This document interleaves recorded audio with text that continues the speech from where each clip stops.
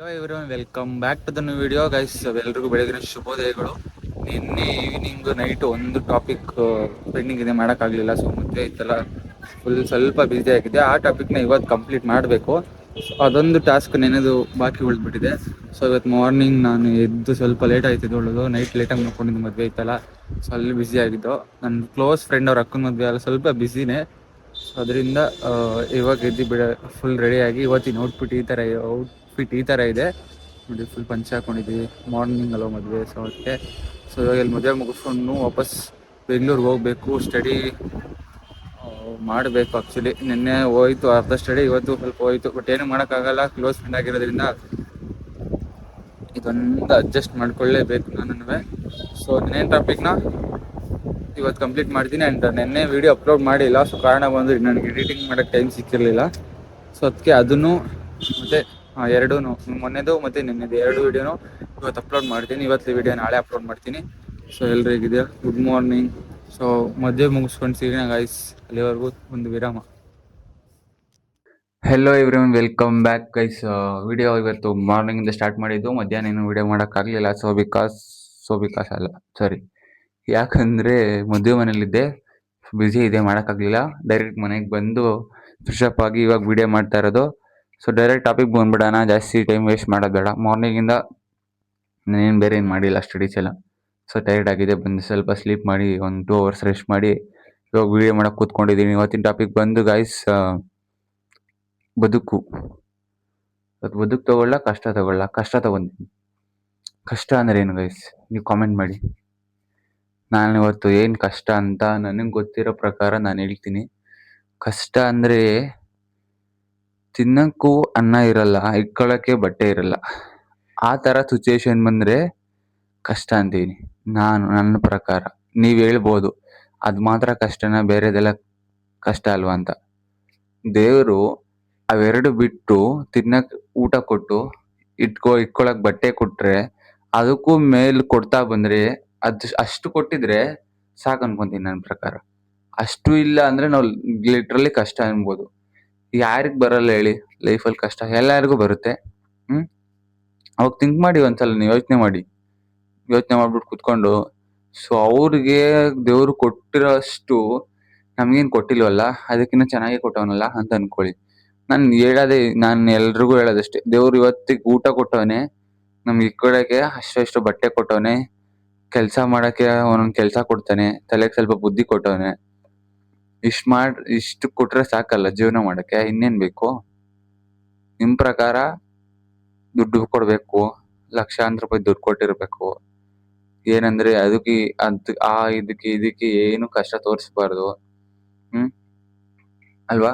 ಈ ಥರ ಇಲ್ಲಿ ಕೊಟ್ಟಿಲ್ಲ, ಈ ಥರ ನಾನು ಹ್ಯಾಪಿ ಆಗಿದ್ದೀನಿ, ಯಾವ ಕೆಲಸನೂ ಮಾಡಂಗಿಲ್ಲ, ದುಡ್ಡು ಮಾತ್ರ ಬರ್ತಾ ಇರಬೇಕು, ಯಾವ್ದ್ರಲ್ಲೂ ಹೋಗಂಗಿಲ್ಲ, ಎಲ್ಗೂ ಹೋಗಂಗಿಲ್ಲ, ಮನೇಲೇ ಇರಬೇಕು, ಉಣ್ಕೊಂಡು ತಿನ್ಕೊಂಡು ಯಾರೋ ಅಡುಗೆ ಮಾಡಾಕ್ಬೇಕು, ಅದನ್ನ ನಾವು ತಿನ್ನಬೇಕು, ಅದು ರುಚಿಯಾಗಿರಬೇಕು.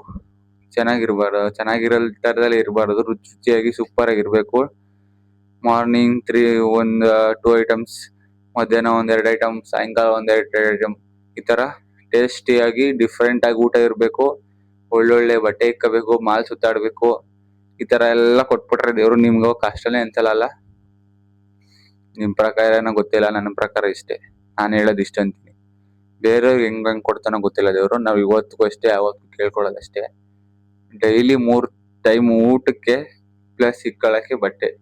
ಯಾಕಂದರೆ ಮಾನ ಮುಚ್ಕೊಳಕ್ಕೆ ಬೇಕಾಗಿರೋದು ಬಟ್ಟೆ, ಹೊಟ್ಟೆ ತುಂಬಿಸ್ಕೊಳಕ್ಕೆ ಬೇಕಾಗಿರೋದು ಊಟ. ಇಷ್ಟೇ. ನಾವು ಬೇರೆ ಎಂತೆಲ್ಲ ಸಂತೃಪ್ತಿ ಪಡ್ಸೋಕ್ಕಾಗಲ್ಲ ಯಾರನ್ನೂ. ಏನು ಹೊಟ್ಟೆಗೆ ಊಟ ಅದೊಂದೇ. ಇಟ್ಕೊಳ್ಳೋಕೆ ಬಟ್ಟೆ ಸೆಕೆಂಡ್ರಿ, ಅದು ನಾವು ತೊಗೊಳ್ಳೋದು. ಯಾರಾದರೂ ಒಬ್ರನ್ನ ಸಂತೃಪ್ತಿ ಪಡಿಸ್ಬೇಕು ಅಂದರೆ ನೀವು ದುಡ್ಡಲ್ಲಾಗಲಿ ಮತ್ತೊಂದರಲ್ಲಾಗಲಿ ಎಂತೆಲ್ಲ ಮಾಡೋಕ್ಕಾಗಲ್ಲ. ಊಟದಲ್ಲಿ ಅಂದ್ಬಿಟ್ರೆ ನೀವು ಕರೆದ್ಬಿಟ್ಟು ಮನೆಗೆ ಅವ್ರಿಗೆ ಹೊಟ್ಟೆ ತುಂಬ ಊಟ ಹಾಕ್ಬಿಟ್ರೆ ಅವಾಗ ಅನ್ಸುತ್ತೆ ಅಪ್ಪ ಅನ್ಸುತ್ತೆ ಹೊಟ್ಟೆ ತುಂಬಿತು ಅಂತ. ಬಟ್ ನೀವು ದುಡ್ಡಾಗಲಿ ಮತ್ತೊಂದಾಗಲಿ ಎಷ್ಟೇ ಕೊಡ್ತಾ ಇರಿ ಅವ್ರಿಗೆ, ಅದೇ ಯಾವುದು ಸ್ಯಾಟಿಸ್ಫ್ಯಾಕ್ಷನ್ ಆಗಲ್ಲ ಈ ಕಾಲದಲ್ಲಿ. ಅದಕ್ಕೇನೆ ನಿಮ್ಮ ಪ್ರಕಾರ ಕಷ್ಟ ಏನಂದರೆ ಏನು ಕಾಮೆಂಟ್ ಮಾಡಿ. ಕೆಲವ್ರು ಅಂತಾರೆ, ನಮಗೆ ಬರೆದಿರೋ ಕಷ್ಟ ನಿನ್ಗೇನು ಬಂದಿಲ್ಲ ಹುಡುಗರು ಅಂತ. ನಾನು ಇರೋದನ್ನೇ ಹೇಳ್ತೀನಪ್ಪ, ನನಗೆ ದೇವರು ಚೆನ್ನಾಗಿ ಕೊಟ್ಟವನೇ ಕೂಡ. ನಮ್ಮ ಅಪ್ಪ ನಮ್ಮನ್ನ ಏನು ಕೇಳಕ್ ಹೋಗಲ್ಲ, ನೀವು ಯಾಕೆ ಅಷ್ಟು ದುಡ್ಡು ಮಾಡಿಲ್ಲ, ಇಷ್ಟು ದುಡ್ಡು ಮಾಡಿಲ್ಲ, ನಮ್ಮನ್ನ ಈ ಥರ ಮಾಡಿದ್ರ, ನಾವು ಕೇಳಿಸ್ಕೊಡ್ಸಿಲ್ಲ ಅಂತ. ನಾವು ಕೇಳಿದ್ ಕೊಡ್ಸಕ್ಕಿಂತ ಮುಂಚೆನೆ ಅವ್ರಿಗೆ ನಮ್ಗೆ ಏನ್ ಬೇಕಾಗುತ್ತೆ ಅನ್ನೋದು ಗೊತ್ತಿದ್ದು ಅವ್ರು ಕೊಡಿಸ್ಬಿಟ್ಟಿದ್ದಾರೆ. ಸರಿನಾ? ಸೊ ಅದಕ್ಕೋಸ್ಕರ ನಾನು ಯಾವತ್ತಿಗೂ ಅವ್ರನ್ನ ಕೇಳಕ್ ಹೋಗಲ್ಲ. ಆಲ್ರೆಡಿ ಎಲ್ಲಾನು ಕೊಟ್ಟಿದ್ದಾರೆ, ವಿದ್ಯೆ ಕೊಟ್ಟಿದ್ದಾರೆ, ನಮ್ಮನ್ನ ಬೆಳೆಸಿದ್ದಾರೆ ಇಷ್ಟು. ಅವ್ರಿಗೆ ಕಷ್ಟ ಇದ್ರು ನಮ್ಮನ್ನ ಮಾತ್ರ ಚೆನ್ನಾಗಿ ಬೆಳೆಸಿದ್ದಾರೆ. ನಾನು ನಮ್ಮ ಸಿಸ್ಟರ್ಸ್ ನೇನು ಅವ್ರ ಕಷ್ಟ ಬಿದ್ದು ಇವತ್ತಿಗೂ ಕೂಡ ನಮ್ಮೂರಲ್ಲಿ ಅವರು ಕೆಲಸ ಮಾಡ್ಕೊಂಡೆ ಏನು ಅಗ್ರಿಕಲ್ಚರ್ ಮಾಡ್ಕೊಂಡೇ ಇರೋದು. ಇವಕ್ಕೂ ಕೂಡ ಕಷ್ಟ ಬೀಳ್ತಿದ್ದಾರೆ. ಮುಂದೆ ಒಂದ್ ದಿವಸ ಕಷ್ಟಪಡ್ದಂಗೆ ನಾನ್ ಮಾಡ್ಬೇಕು. ನಾನು ಕೇಳ್ಕೊಳ್ಳೋದು ದೇವ್ರನ್ನ ಇಷ್ಟನೇ, ಅವ್ರಿಗೆ ಆರೋಗ್ಯ ಮತ್ತೆ ಚೆನ್ನಾಗಿ ಕೊಡಪ್ಪ ದೇವ್ರೆ, ನೆಮ್ಮದಿ ಕೊಡು ಅಂತ ಕೇಳ್ಕೊಳೋದು. ನಾನು ಬೆಳಗ್ಗೆ ಎದ್ರೆ ಅದನ್ನೇ ಕೇಳೋದು. ಸರಿನಾ? ಮಕ್ಳು ನಾವು ತಂದೆ ತಾಯಿನ ಖುಷಿ ಪಡಿಸ್ಬೇಕು ಯಾವ್ದ್ರಲ್ಲಿ, ಅವ್ರು ನೆಮ್ಮದಿಯಾಗಿ ಇಟ್ಬಿಟ್ಟು. ಅದ್ ಬಿಟ್ಬಿಟ್ಟು ಬೇರೆನೆಲ್ಲ ಮಾಡ್ಕೊಂಡು ಓಡಾಡೋದಲ್ಲ.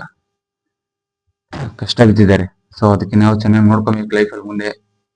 ಸೊ ಅದಕ್ಕೋಸ್ಕರ ನಾನು ಇವಾಗ ಕಷ್ಟ ಬೀಳ್ತಾ ಇದ್ದೀನಿ. ಕಷ್ಟ ಬೀಳ್ತಿದ್ದೀನಿ ಅಂದ್ರೆ ನಾನು ಕೆಲಸ ಮಾಡ್ತಿದ್ದೀನಿ, ನನ್ಗನ್ಸಿದ್ನ ನಾನು ಮಾಡ್ತಾ ಇದ್ದೀನಿ. ಸೊ ಮುಂದೆ ನೋಡೋಣ ಹೇಗಾಗುತ್ತೆ ಅಂತ. ಅದಕ್ಕೆ ನಾನು ಹೇಳೋದೇನಂದ್ರೆ ಮಕ್ಕಳನ್ನ ಯಾವಾಗಲೂ ಕಷ್ಟದಲ್ಲೇ ಬೆಳೆಸ್ಬೇಕು.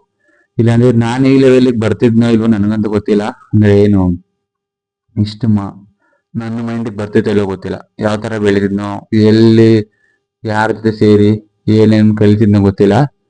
ಸೊ ಕಷ್ಟದಲ್ಲಿ ಬೆಳೆಸಿರೋದ್ರಿಂದನೇ ನಾನು ಇವತ್ತೇ ಈ ತರ ಇದ್ದೀನಿ. ಸೊ ಕಷ್ಟ ಎಲ್ರಿಗೂ ಬರುತ್ತೆ, ಯಾರಿಗ್ ಬರಲ್ಲ. ಅದನ್ನೇ ಇಟ್ಕೊಂಡು ಕುತ್ಕೊಂಡ್ರೆ ನಾವೆಲ್ಲೂ ಕೂಡ ಮುಂದೆ ಹೋಗಕ್ಕಾಗಲ್ಲ. ಕಷ್ಟ ಕೊಟ್ಟಲ್ಲಪ್ಪ, ಕಷ್ಟ ಕೊಟ್ಟಿದ್ದೇವ್ರೆ ಅನ್ಕೊಂಡ್ ಮಾಡ್ಕೊಂಡ್ ಕುತ್ಕೊಂಡ್ರೆ ಆಗಲ್ಲ. ಅದನ್ನ ಬಂದಿರೋದನ್ನ ಎದುರಿಸ್ಬೇಕು. ಕಷ್ಟ ಎದುರಿಸೋರ್ಗೆನೆ, ಎದುರಿಸೋಂತ ತಾಕತ್ತಿರೋರ್ಗೆ ಕಷ್ಟ ಬರೋದು, ಇಲ್ಲಿ ಬೇರೆಯವ್ರಿಗೆ ಬರಲ್ಲ. ಹೆಣ್ಮಕ್ಳುಗಳನ್ನ ದೇವ್ರು ಸುಮ್ನೆ ಯಾರಿಗೂ ಕೊಡಲ್ಲ. ಸಾಕಂತ ತಾಕತ್ತಿರೋರ್ಗೆ ಮಾತ್ರ ಹೆಣ್ಮಕ್ಳುಗಳನ್ನ ದೇವ್ರು ಕೊಡೋದು, ಇಲ್ಲಾಂದ್ರೆ ಸುಮ್ಮನೆ ಕೊಡಲ್ಲ. ನಿಜವಾಗ್ಲೂ ನನ್ಗನ್ಸಿರೋ ಒಂದು ಇನ್ನೊಂದು ಲೈನ್ ಎಲ್ಲ ಒಂದ್ ಕಡೆ ಹೇಳಿದ್ದಾರೆ, ಬದುಕು ಬಂದಂತೆ ಸ್ವೀಕರಿಸು ಅಂತ. ಕಷ್ಟ ಬರ್ಲಿ ಸುಖ ಬರ್ಲಿ ಎರಡನ್ನೂ ಒಂದೇ ಲೆವೆಲ್ಗೆ ಮ್ಯಾನೇಜ್ ಮಾಡ್ಬೇಕು. ಯಾಕಂದ್ರೆ ನಾವ್ ಇವಾಗ ನೋಡಿ, ಏನಾದ್ರು ಹ್ಯಾಪಿಯಾಗಿ ಒಳ್ಳೆ ಸಿಕ್ಬಿಟ್ರೆ ಫುಲ್ ಎಂಜಾಯ್ ಮಾಡ್ತೀವಿ, ಸೆಲೆಬ್ರೇಷನ್ ಮಾಡ್ತೀವಿ. ಬಟ್ ಕಷ್ಟ ಬಂದ್ರೆ ಏನ್ ಮಾಡ್ತೀವಿ? ಕೊರ್ಕೊಂಡ್ ಕೂತ್ಕೊಂತೀವಿ. ಅದನ್ನ ಲೈಫಲ್ಲಿ ಮಾಡಕ್ ಹೋಗ್ಬಾರ್ದು. ಅದರಿಂದನೇ ನಮ್ಗೆ ಹೆಂಗೆ ಅಂದ್ರೆ ಎರಡೂನು ಒಂದು ಈಕ್ವಲ್ ಆಗಿ, ಕಷ್ಟ ಆಗ್ಲಿ ಸುಖ ಆಗ್ಲಿ ಈಕ್ವಲ್ ಆಗಿ ಇದ್ ಮಾಡ್ಕೋಬೇಕು. ಸುಖ ಬಂದಾಗುನು ಅಂದ್ರೆ ಹ್ಯಾಪಿ ಆಗಿದ್ದಾಗುನು ಜಾಸ್ತಿ ತೋರ್ಸ್ಕೊಳಕ್ ಹೋಗ್ಬಾರ್ದು. ಕಷ್ಟ ಬಂದಾಗುನು ಯಾರಿಗೂ ತೋರ್ಸ್ಕೊಳಕ್ ಹೋಗ್ಬಾರ್ದು. ಎರಡೂನು ಮ್ಯಾನೇಜ್ ಮಾಡ್ಕೊಂಡು ಓಡಾಡ್ಬೇಕು. ನಿಮ್ಮಲ್ಲೇ ಮ್ಯಾನೇಜ್ ಮಾಡ್ಕೊಂಡು ಓಡಾಡ್ಬಿಟ್ರೆ ಬೇರೆ ಹೇಳ್ದಂಗೆ ಅದ್ ನಿಮ್ಮಲ್ಲೇ ಇದ್ಬಿಡುತ್ತೆ, ಬೇರೆಯವ್ರ ಹತ್ರ ಹೋಗೋದೇ ಇಲ್ಲ. ಸೊ ಅದಕ್ಕೇನೆ ಕಷ್ಟ ಕೊಡ್ಲಿ, ಕಷ್ಟ ಬರ್ಬೇಕು ಲೈಫಲ್ಲಿ. ಸುಮ್ನೆ ಅಲ್ಲ, ಯಾವಾಗ್ಲೂ ಹ್ಯಾಪಿ ಆಗಿರಕ್ಕೆ ಆಗುತ್ತಾ? ಕಷ್ಟ ಬರ್ಬೇಕು ಲೈಫಲ್ಲಿ. ನಾವು ಎದೊಳ್ಬೇಕು ಅಂದ್ರೆ ಕಷ್ಟ ಬರ್ಬೇಕು. ಯಾವಾಗ್ಲೂ ಹ್ಯಾಪಿಯಾಗಿ ಸುಖವಾಗಿ ಕೊಟ್ಬಿಟ್ರೆ ಬೆಡ್ ಬಿಟ್ಟು ಮೇಲ್ಕೆ ಆಗಲ್ಲ, ಮನೆ ಬಿಟ್ಟು ಆಚೆಗೆ ಹೋಗಲ್ಲ. ಆ ತರ ಇದ್ಬಿಡ್ತೀವಿ. ಲೈಫ್ ಏನಂದ್ರೆ ಗೊತ್ತಾಗ್ಬೇಕಂದ್ರೆ ಕಷ್ಟ ಲಿಟ್ರಲಿ ಬರ್ಬೇಕು. ಇಲ್ಲ ಅಂದ್ರೆ ನಮ್ ಲೈಫ್ ಯಾವ ತರ ಹೋಗ್ತೈತೆ, ಲೈಫ್ ಹಿಂಗೇನಾ, ಲೈಫ್ ಹೆಂಗಿರುತ್ತೆ ಅನ್ನೋದು ಒಂದು ಗೊತ್ತಾಗಲ್ಲ. ಈ ಜನ ಹೆಂಗೆ, ಈಗ ಯಾವ ತರ ಇದೆ ಪ್ರಪಂಚ, ಇದೆಲ್ಲ ಯಾವುದು ಗೊತ್ತಾಗಲ್ಲ ನಮ್ಗೆ. ಕಷ್ಟ ಬರ್ಬೇಕು ಲೈಫಲ್ಲಿ ಗೈಸ್, ನಿಜವಾಗ್ಲೂ ಲಿಟ್ರಲಿ ಹೇಳ್ತೀನಿ. ಬೇರೆಯವ್ರು ಏನಾದ್ರು ಹೇಳ್ಕೊಳ್ಳಿ, ನಾನು ದೇವ್ರು ಕೇಳ್ತೀನಿ, ನೀನ್ ಹೆಂಗಾದ್ರೂ ಕೊಡಪ್ಪ, ನಾನು ಹೆಂಗ್ ಬೇಕಾದ್ರೆ ತಗೊಂಡ್ ನಿನ್ ಕೊಟ್ಟಲ್ಲಿ ತಗೊಂತೀನಿ ಅಂತೀನಿ. ಯಾವ್ದಾದ್ರು ಕೂಡ I am ready to face everything, anything, everything, everywhere, anywhere. ಯಾವ್ದ್ರಲ್ಲಾದ್ರೂ ಆಗ್ಲಿ ಪರವಾಗಿಲ್ಲ. I can manage. ನಾನು ಸಾಲ್ವ್ ಮಾಡೋ ಅಂತ ಎಬಿಲಿಟಿ ನನ್ನ ಮೈಂಡಲ್ಲಿ ಆಲ್ರೆಡಿ ಬಂದ್ಬಿಟ್ಟೈತಿ. ಯಾವ್ದಾದ್ರೂ ಬರ್ಲಿ, ಏನಾದ್ರೂ ಬರ್ಲಿ, ಅದನ್ನ ಸಾಲ್ವ್ ಮಾಡ್ತೀನಿ. ಅದ್ ಕೇಳಿದ್ರೆ ಪ್ರಪಂಚ ಜ್ಞಾನ ಜಾಸ್ತಿ ತಿಳ್ಕೊಬೇಕು ಅಂತ. ಪ್ರಪಂಚ ಜ್ಞಾನ ನಾನು ಚೆನ್ನಾಗಿ ತಿಳ್ಕೊಂಡ್ರೆ ಯಾವ ತರದಾದ್ರೂ ಬರ್ಲಿ ಫೇಸ್ ಮಾಡ್ಬೋದು. ಇಲ್ಲ ಅಂದ್ರೆ ಒಂದ್ರಲ್ಲಿ ಸ್ಟಿಕ್ ಆಗಿ ಅಲ್ಲೇ ಕುತ್ಕೊಂಡ್ಬಿಡ್ತೀವಿ, ಅದರಲ್ಲೇ ಕೊರಿಕೊಂಡು ಅದನ್ನ ಸಾಲ್ವ್ ಮಾಡಕ್ಕಾಗ್ದಲೆ ಎಷ್ಟು ವರ್ಷಗಳೇ ಕಳ್ದೋಗ್ಬಿಡ್ತೇವೆ. ಸೊ ಅದಕ್ಕೆ ಪ್ರಪಂಚ ಜ್ಞಾನ ಜಾಸ್ತಿ ತಿಳ್ಕೊಬೇಕು ಅನ್ನೋದು ಹೇಳೋದು ಎಲ್ರಿಗೂ. ನಾನು ಅದ್ರಲ್ಲಿ ಒಂದ್ರಲ್ಲಿ ಸ್ಟಿಕ್ ಆಗ್ದಲೆ ಬೇರೆನೆಲ್ಲ ತಿಳ್ಕೊಂಡಿದ್ರೆ ಆ ಆ ಟೈಮ್ಗೆ ಅದು ಸಿಕ್ಕಾಬಿಡಿ ಯೂಸ್ ಆಗುತ್ತೆ. ಸೊ ಅದಕ್ಕೆ ಇವತ್ತಿನ ವಿಡಿಯೋ ಹೇಗಿತ್ತು ಕಷ್ಟದ ಬಗ್ಗೆ. ನಾವು ಕಷ್ಟ ಬೀಳ್ಬೇಕು ಲೈಫಲ್ಲಿ. ನಮ್ಮ ಅಪ್ಪ ನಮ್ಮ ಅವರು ಬಿದ್ದು ಚೆನ್ನಾಗಿ ನಮ್ ಕಷ್ಟ ಬಿದ್ದು ಚೆನ್ನಾಗಿ ಇವತ್ತು ನಮ್ಮನ್ನು ಇಲ್ಲಿ ಈ ಲೆವೆಲ್ಗೆ ಕೂರಿಸಿದ್ದಾರೆ. ಸೊ ಇನ್ಮೇಲಾದ್ರೂ ನಾವು ಕಷ್ಟ ಸ್ವಲ್ಪ ಬಿದ್ದು ಅವ್ರನ್ನ ಚೆನ್ನಾಗಿ ನೋಡ್ಕೋಬೇಕು ಅನ್ನೋದು ನನ್ನ ಒಂದು ಇಂಟೆನ್ಷನ್, ಬೇರೆ ಎಂಥದ್ದು ಅಲ್ಲ. ಬೇರೆ ಲೈಫಲ್ಲಿ ಯಾರು ಹೆಂಗಾದ್ರೂ ಇರ್ಬೋದು, ನಮ್ಮ ಲೈಫಲ್ಲಿ ನಾವ್ ಹೆಂಗೆ ಇರ್ಬೋದು. ಸೊ ಇಷ್ಟು ಹೇಳ್ತಾ ಇವತ್ತು ವಿಡಿಯೋನ ಕಂಪ್ಲೀಟ್ ಮಾಡ್ತಾ ಇದ್ದೀನಿ ಗೈಸ್. ನೆಕ್ಸ್ಟ್ ವಿಡಿಯೋದಲ್ಲಿ ಒಂದೊಳ್ಳೆ ಟಾಪಿಕ್ ತಗೊಂಡ್ ಬರ್ತೀನಿ. ಸೊ ಸಿಗೋಣ, ಅಲ್ಲಿವರೆಗೂ ಎಲ್ರೂ ಬದುಕು ಬಂದಂತೆ ಸ್ವೀಕರಿಸಿ. ಕಷ್ಟ ಬರಲಿ ಸುಖ ಬರಲಿ ಎರಡು ಈಕ್ವಲ್ ಆಗಿ ತಗೊಳ್ಳಿ. ಯಾರ ಹತ್ರನೂ ಜಾಸ್ತಿ ಶೇರ್ ಮಾಡಕ್ ಹೋಗ್ಬೇಡಿ. ನಿಮ್ಮಲ್ಲೇ ಇಟ್ಕೊಂಡು ನೀವೇ ಕ್ಯಾಲ್ಕುಲೇಟ್ ಮಾಡ್ಕೊಂಡು ನೀವೇ ಸಾಲ್ವ್ ಮಾಡ್ಕೊಳ್ಳಿ. ಬೇರೆಯವ್ರಿಗೆಲ್ಲ ಹೇಳಕ್ ಹೋಗ್ಬೇಡಿ. ಬೇರೆ ಆಡೋರ್ ಬಾಯಿಗೆ ಒಂದು ಮಾತಾಗ್ಬಾರ್ದು ಅಷ್ಟೇ. ಇಷ್ಟೇ ಹೇಳ್ತಾ ಇವತ್ತಿನ ವಿಡಿಯೋ ಕಂಪ್ಲೀಟ್ ಮಾಡ್ತಿದ್ದೀನಿ. ಸೊ ವಿಡಿಯೋ ಇಷ್ಟ ಆಗಿದೆ ಸಬ್ಸ್ಕ್ರೈಬ್ ಮಾಡ್ಕೊಳ್ಳಿ, ಲೈಕ್ ಮಾಡಿ, ಶೇರ್ ಮಾಡಿ. ಮುಂದಿನ ವಿಡಿಯೋದಲ್ಲಿ ಸಿಗೋಣ.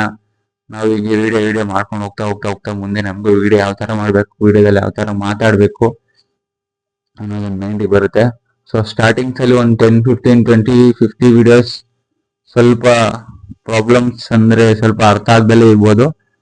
ಬಟ್ ನನ್ನ ಮೈಂಡಿಗೆ ಅನ್ಸಿರೋದನ್ನೇ ನಾನು ಮಾತಾಡಿರೋದು, ಬೇರೆ ಏನು ಹೇಳಕ್ ಹೋಗಿಲ್ಲ. ಫಿಲ್ಟರ್ ಹಾಕೊಂಡು ಯಾವ್ದನ್ನು ಗೂಗಲ್ ಸರ್ಚ್ ಮಾಡಾಗ್ಲಿ ಮತ್ತೊಂದಾಗ್ಲಿ ಏನು ಹೇಳಿಲ್ಲ. ನನ್ಗೆ ಅನ್ಸಿರೋದು, ನಾನು 23 years ಏಜ್ ಓಲ್ಡ್ ಏನಿದ್ದೀನಿ ಆ ಏಜ್ ನನ್ಗೆ ಅನ್ಸಿರೋದು ನಾನು ಹೇಳಿದ್ದೀನಿ, ಬೇರೆ ಏನು ನಾನು ಹೇಳಿದ ವಿಡಿಯೋದಲ್ಲಿ. ಸೊ ಇಷ್ಟ ಆಗಿದ್ರೆ ಲೈಕ್ ಮಾಡಿ. ಸೊ ನೆಕ್ಸ್ಟ್ ವಿಡಿಯೋದಲ್ಲಿ ಸಿಗೋಣ. ಅಲ್ಲಿವರೆಗೂ ನನ್ನ ಕತೆ ನಿಮ್ಮ ಜೊತೆ ಕಾರ್ಯಕ್ರಮಕ್ಕೆ ಒಂದು ಪುಟ್ಟ ವಿರಾಮ.